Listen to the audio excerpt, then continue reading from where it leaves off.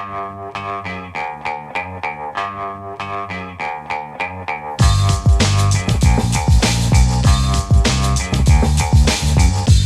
the Brian Lehrer Show on WNYC. Good morning again, everyone. Hey, have you been saving up a few $1 billion to buy your favorite sports team? Well, that may no longer be enough. Before the news, we talked Trumponomics on the bond market, the national debt, and the Iran war. Now we turn to the business of sports, which has had some eye-popping headlines in recent days, if you don't follow this. Earlier this month, ex-Disney CEO Bob Iger and venture capitalist Josh Kushner, yes, the brother of Trump's son-in-law Jared Kushner, bought the Los Angeles Lakers NBA team for $12.5 billion, the highest price ever paid for a sports franchise, and $2 billion more than the team sold for only a year ago. A group led by VC mogul Vinod Khosla had set the previous record just a month earlier for any sports franchise when they bought the Seattle Seahawks of the NFL for $9.6 billion, so $3 billion less than the Lakers just went for. And that was $3.5 billion more than Bill Chisholm spent on the Boston Celtics to break the last former record only last year in 2025. You think gasoline is going up in the last year? The value of pro sports teams, wow. And we're not done yet. In baseball, asset management firm Apollo Sports Capital just invested $2.6 billion in the Yankees. That puts the total value of those Bronx guys in the ballpark of $9 billion. And MLB, Major League Baseball, approved the highest outright sale of a baseball team, $3.9 billion, for the San Diego Padres just last week. But it's not all upside for investors. The plot thickens with this bit of intrigue. That sale of the LA Lakers was by Mark Walter, who also owns the LA Dodgers, who seemed to sign every big-name free agent under the sun in recent years. Even if you're not a sports fan, you probably know the name Shohei Ohtani, for example. But reporting indicates Mark Walter may have cashed out on the Lakers because, like the federal government we discussed last hour, he may have taken on too much risk and too much debt. And he's under federal investigation for some of his financial dealings, too. I know these are a lot of big numbers and storylines that can be kind of mind-numbing, so we'll talk now about what it all might mean for the owners, the players, we the fans, and the quality of the games. Our guest is John Ourand, sports correspondent at Puck. John, welcome to WNYC. I appreciate your work for Puck. Oh, thanks, Brian. I'm happy to be here. Let's talk about the Lakers first. When you saw the news of that sale for over $12 billion. Did the number shock you? Was the deal itself surprising?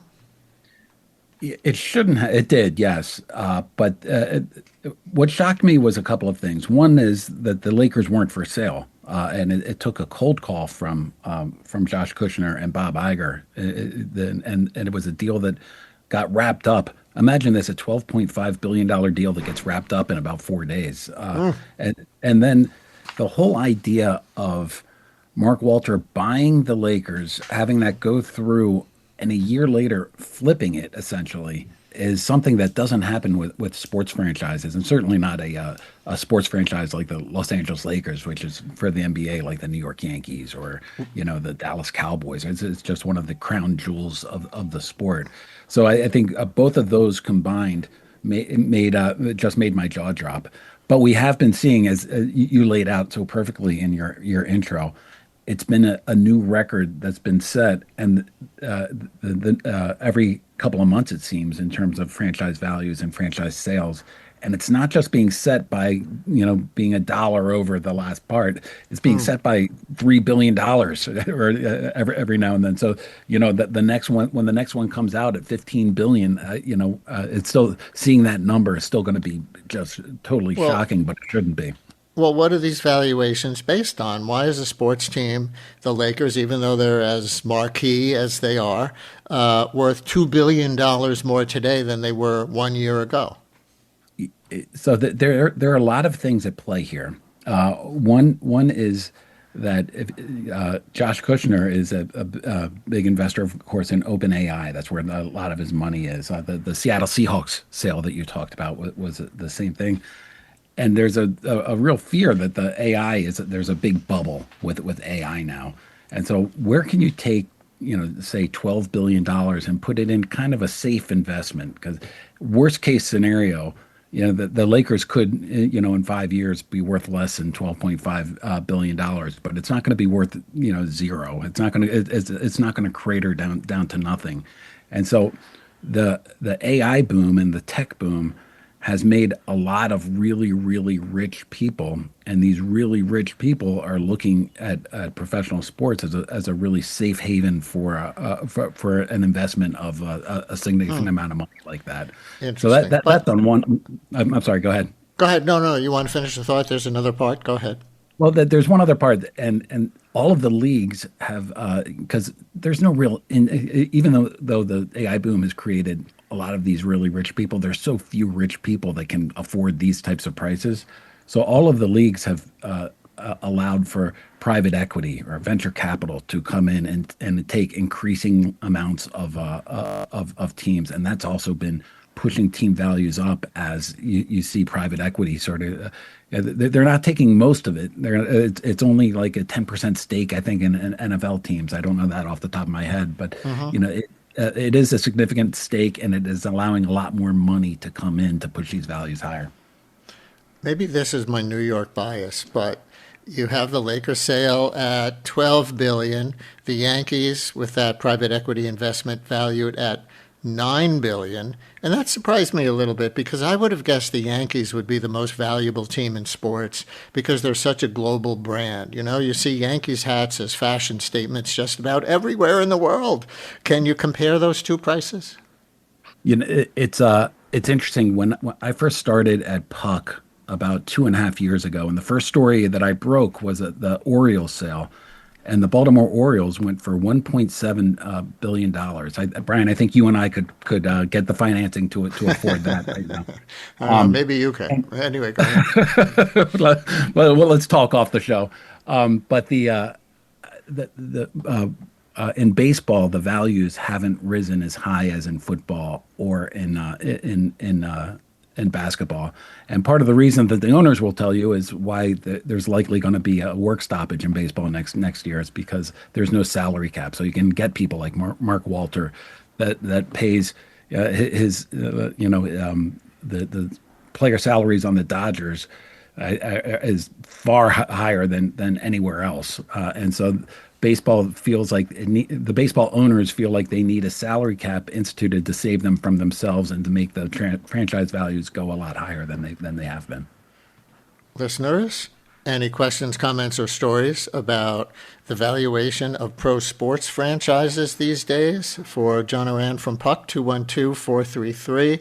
WNYC, call or text 212-433-9692. Listener has already texted Kushner figures. If it turns out to be a bad investment, likely, he can get the Saudis to bail him out just like his brother's purchase of 666 Fifth Avenue. Ha ha ha.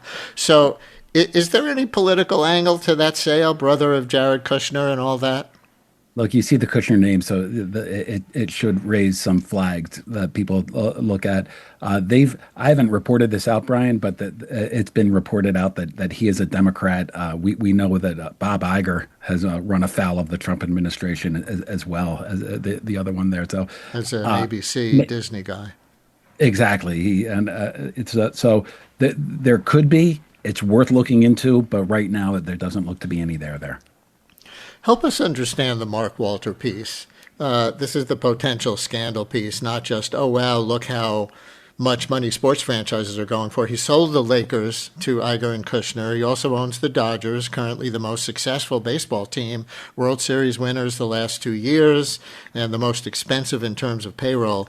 But he's under federal investigation for multi-billion-dollar loans he made to companies within his own insurance empire, if I'm understanding the stories right. And that has led to speculation that he may be looking to flip the Dodgers too. Do you understand what he's being investigated for? He's being investigated for taking those loans through other companies and using it to fund his sports aspirations. And you mentioned the Lakers, of course, which he just sold. He's also owns a English soccer club, a football club over there called Chelsea, and that's been on the market. And he also owns there's a women's ice hockey league, the PWHL. He's the main investor in that. So he's put a lot into sports. He has said that the last thing that he would flip is the Dodgers, and he does not want to sell the Dodgers. So right now, that doesn't look like it was on the table. But like I said earlier, it took a cold call to get him to sell the Lakers. So who knows what Yeah. will happen between now and a couple of months from now. I'm glad you mentioned his involvement in women's pro hockey because a listener who I think cares about that wrote in, nobody has mentioned Mark Walter's involvement in women's sports. He's the biggest financial investor for the entirety of the Professional Women's Hockey League. So there's more than the Dodgers riding on him and his shady dealings. Good point, right? Does women's pro hockey's underlying finances depend on Mark Walter as an individual? It does. I've been covering the sports business for more than 2 decades now, and the hardest thing, the easiest thing in the world is to start a league. The hardest thing in the world is to get to year two. And so if a fledgling league like the PWHL loses its benefactor, that would be that would be hard for them to get past. I'm not saying they can't. I'm just saying that it would be a big speed bump for professional women's hockey in the U.S. Bobby in Flushing, you're on WNYC. Hey, Bobby, thanks for calling in.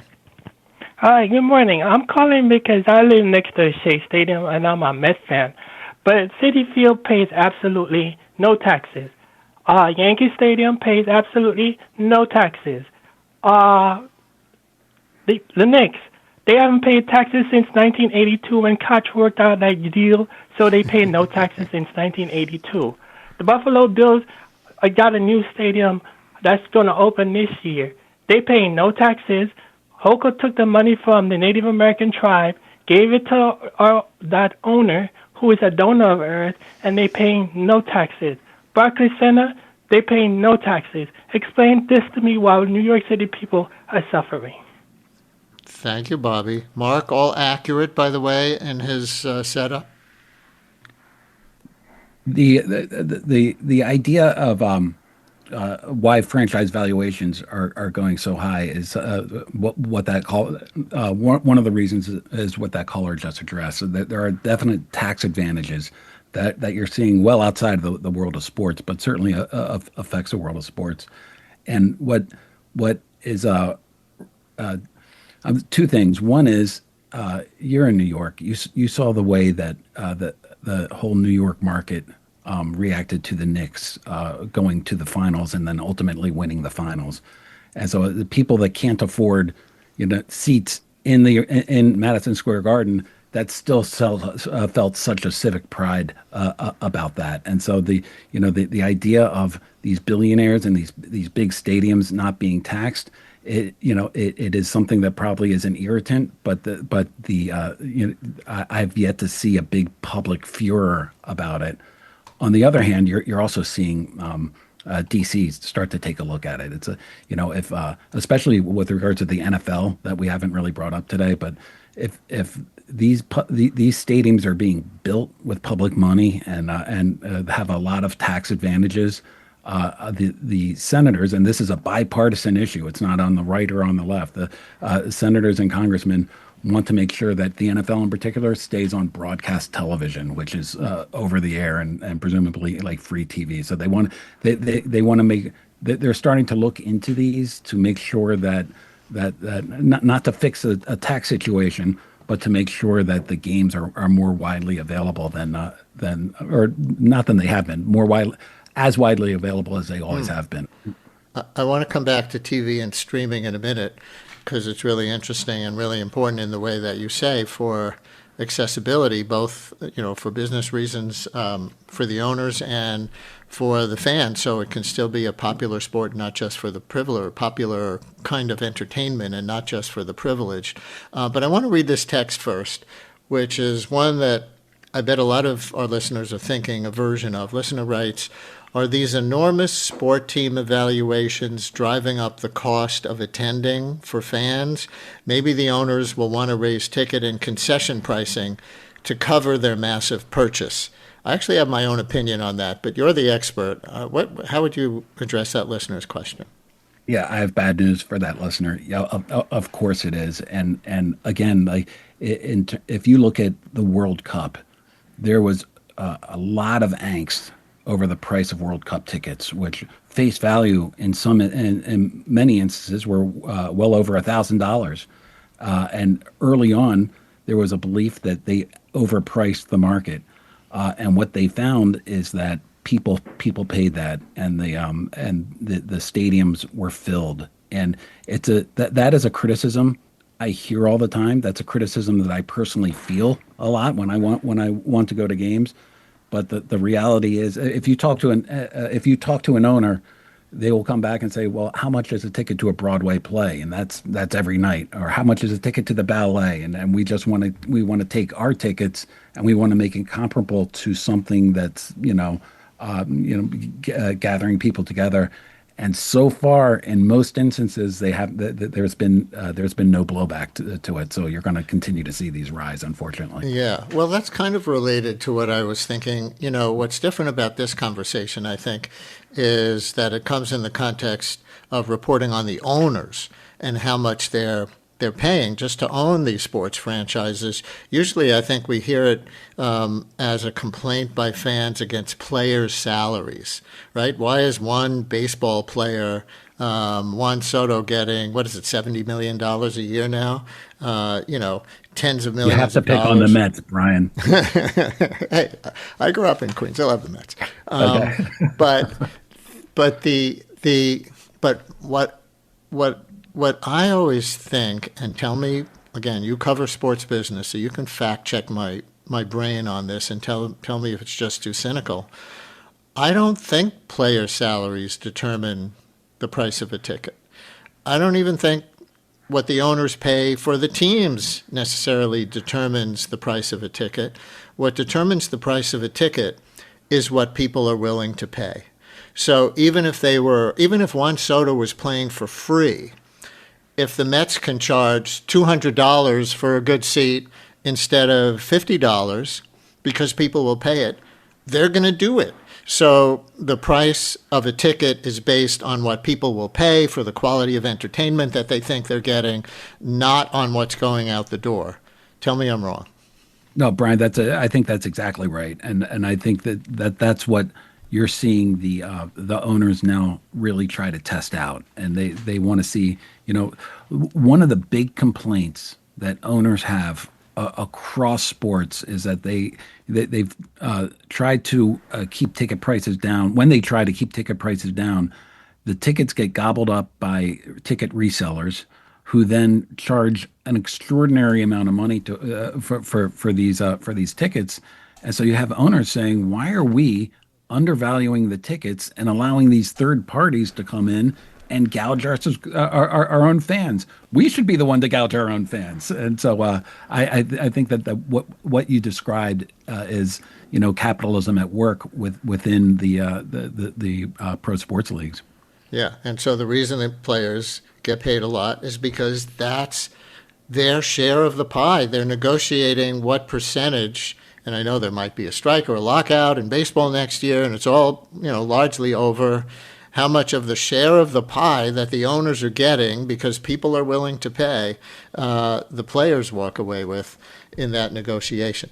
Now, a huge part of these teams' revenue, as you've reported on, comes from streaming. And you've written that many broadcasters and streamers are spread really thin with the fees that they're paying for all the sporting events they cover. I know Netflix got some MLB rights this year, for example, for the first time. Amazon Prime Video is already in, and that's just baseball. Explain that economy a little bit if you can. Well, if you noticed when you asked me at first why the franchise values are all going up, I mentioned it being a sound investment, and I mentioned PE. I did not mention media revenue. And if you had asked me that question 2 years ago, I think the first thing I would have mentioned is future media revenue. But we all see what is happening with cable TV. It's a declining business, and the TV networks are trying to operate with, they're not seeing the increases that they used to see. And so what we're seeing is, that the TV networks are making hard choices about what to invest in. So Major League Soccer couldn't find a linear TV deal, so it went to Apple. The Pac-12 networks, they couldn't find a linear TV deal, so it basically kind of imploded, and its schools went to different conferences, and so you're seeing this happen right now with it, and what the leagues had hoped is that the streamers, the Amazon Primes or the Netflix, YouTube, were going to come in, and they have come in, but they're not spending nearly as much as, say, ESPN, whose whole existence is devoted to live sports. They need live sports in order to exist. So does Fox, for that matter, and so does NBC. So it's we're right now at a very really interesting point in time. And when I reported out the Lakers story at $12.5 billion, more than one media executive said, I hope that valuation is not based on future media rights, because if it is, there might be some problems there, because they feel like they are at the end of what they can really afford. But what does that mean from a fan perspective? Does that mean that people aren't watching the games as much? They're just watching highlights because there's so much out there on YouTube and other social? Yeah, there's part of that, and that breaks down among age lines. My kids are happy just to see the highlights. I'd rather sit and watch the 2 hour game. But I think what you're seeing on this is that people are still watching, and that's not a problem. They just might have to pay more in order to access it. So instead of just getting one cable subscription and then you get your regional sport, your Yes Network, and you can see every single Yankees games, eventually you're going to have to get Amazon Prime and then Netflix and then Apple and maybe there used to be the Gotham Sports app. I think is still out there this season, and so you're just going to have to pay more to see more games, and it's going to go back to when I was a kid, and you only saw like one or two games on broadcast TV per week for baseball. So it's how this goes. I'm not ready to make a prediction on it, Brian, but this is one of my big storylines that I'm going to be following over the next couple of years. So that relates to my final question, and we've only got about 30 seconds left, but all these business machinations we've been talking about, do you think they make the experience of being a sports fan any better or worse, or is it all just about where the money flows, at the top, except for what you just said, you're going to have to pay, multiple media fees in order to watch your team all year? Brian, I want to say it makes it worse. I feel like it makes it worse. I would bet that most of your listeners are going to say, of course it's worse. But I keep bringing up that watching the Knicks and watching New York rally around the Knicks really makes me think that it really has no effect. That these are teams and these are brands that are stuck in the psyche. They're the fabric of a community, and when they do well, the community rallies around them. So I don't know. I wish I could give you a definitive answer. I don't know the answer because I'm so confused by sort of what's happening with that. John Ourand covers the business of sports for Puck News. Thanks so much for coming on with us. Really interesting. Yeah, this was a real pleasure. Thanks, Brian.